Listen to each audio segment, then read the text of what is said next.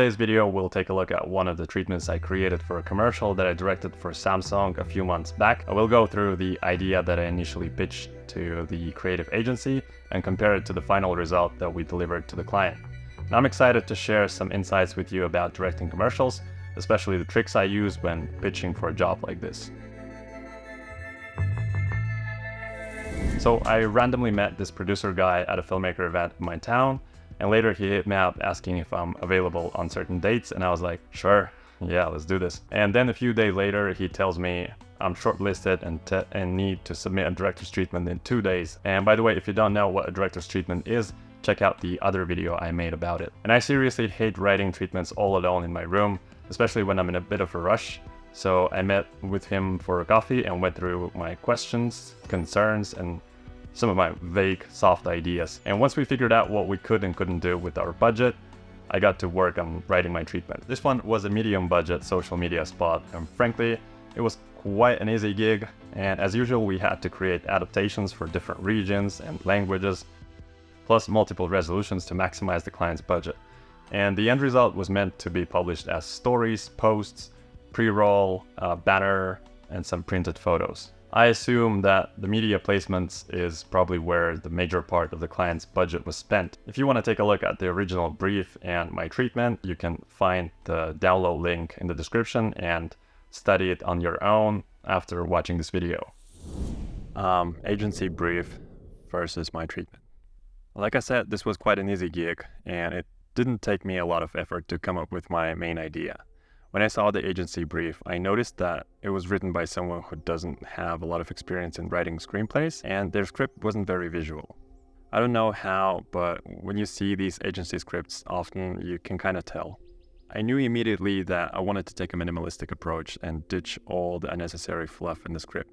That way I could make more of an impact, by focusing on the details that really matter. And for some reason I thought it made sense that the product should be associated with clean air, and air is volume and space, and it's kind of like a metaphor. So in my mind, I think it all clicked. Now I just needed to put all of my thoughts down on paper and articulate myself. The treatment. I usually type my text first and then do the design and layout. So what you're seeing here was initially a simple Word document. In the years of working as a director, I learned to reiterate and bounce back the ideas from the brief at the beginning of my treatment. This serves two purposes, I think. First, it reminds the agency creatives and clients of their objectives. Secondly, it provides all the necessary information for people who don't read the brief, people like the production designers or your DP or anyone else really. So that was my big idea, getting rid of the fluff. No unnecessary interior details, no paintings, no rugs, no nothing. Just empty space full of fresh air. Minimalism. I immediately remembered the video I watched and I had it saved on my Vimeo account. Usually I'm pretty generous when it comes to linking my references so that the client understands where I'm drawing my ideas from and how we are going to differ from the original. So, keeping the minimalist theme in mind, I knew that the camera work needed to match that. Therefore, I made a conscious decision to not use any sliders, dollies, or gimbals, and instead opted for static, locked-off shots. And I think directing is honestly just that, taking conscious decisions and knowing what kind of effect that particular decision is going to make on your viewer. And here I describe why I want to make it look like that. Okay, so there's this part where the heroes open their windows and a gust of wind smacks them in the face with hot air, smog, and some dust. And to really drive home the unpleasantness of it all, I wanted to add some slow-mo shots. So that way we can watch in super slow motion as all of that gross stuff hits their faces and we can particularly feel their pain. Lighting and color. So I wanted to really dive into lighting because it's super important when telling a story that relies heavily on visuals. Since we were keeping our camera movements pretty simple and locked off, I knew we had to make things visually interesting with dynamic lighting. We went all out using LED lighting effects and even panning and tilting the lights on set. The client was really into the idea of using neon lights, but I wasn't feeling it. And I made sure to explain that we'll have some super saturated neon colors, but with soft lighting and no no neon tubes in the frame. So my whole thing with the lighting was to really make the temperature in the room stand out. So when it's super hot, the lighting is all bright and orange, but when it's nice and cool, it's all soft and dim and airy. The set design. So the set design obviously had to follow the same logic. But even though in my treatment I wrote that it was all going to be just plain white cyc walls, we ended up going with a slightly more interested set build. The walls were perforated to echo the AC units with 23,000 micro dots.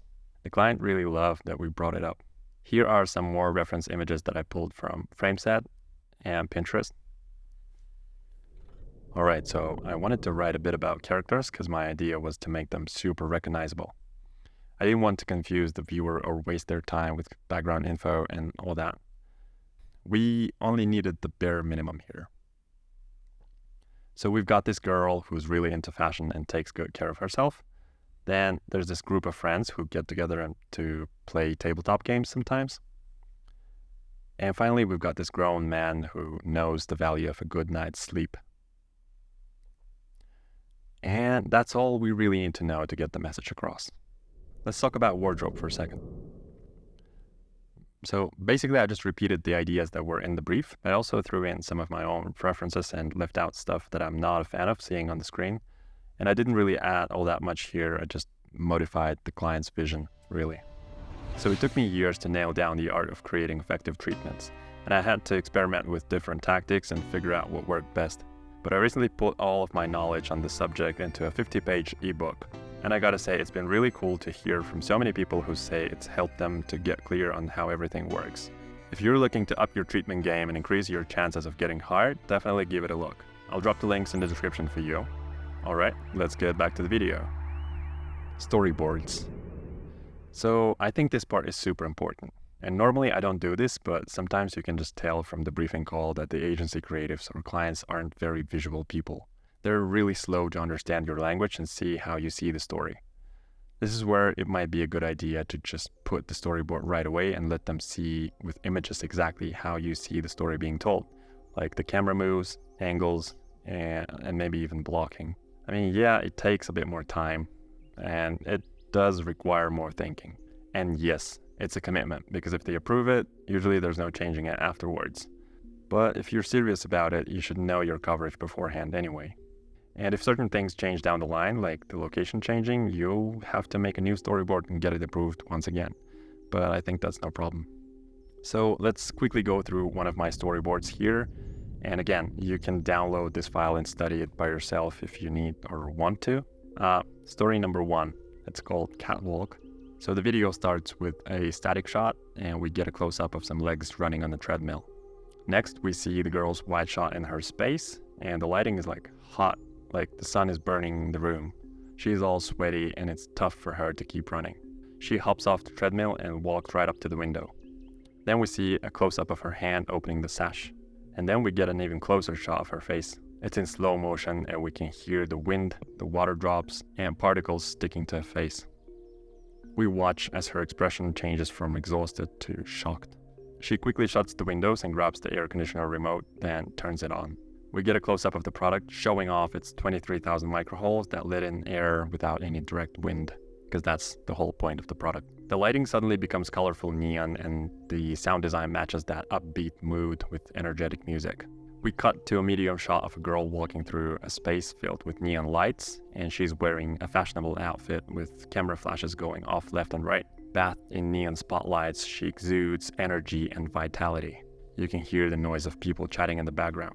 Next, we cut to a long shot just like before, and then we match cut, and the music stops abruptly and the lighting returns to normal in this shot, and the girl is now wearing sportswear and walking on a treadmill with a big smile on her face. The end.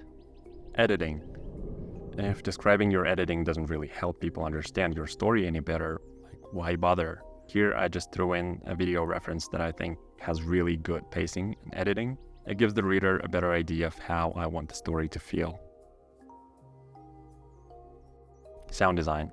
So I was listening to this Music Bet podcast and one of the guests was talking about how cool it is when a commercial starts without any music.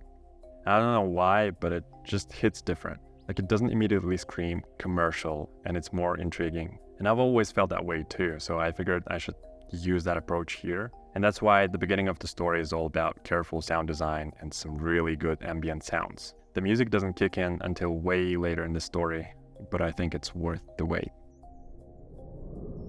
So after I said that, I kind of felt that there was not much else for me to say, because everything else was just either too uncertain to mention yet, because I didn't even know if I'd win the job, or it seemed too obvious to brag about it here. So now I'm going to show you the final result and how it all turned out, and you can judge for yourself if it's any good or bad, and how much or how little we deviated from the treatment and the original agency brief. And I hope this gives you some valuable insight into my process and how my brain works when I'm directing commercials.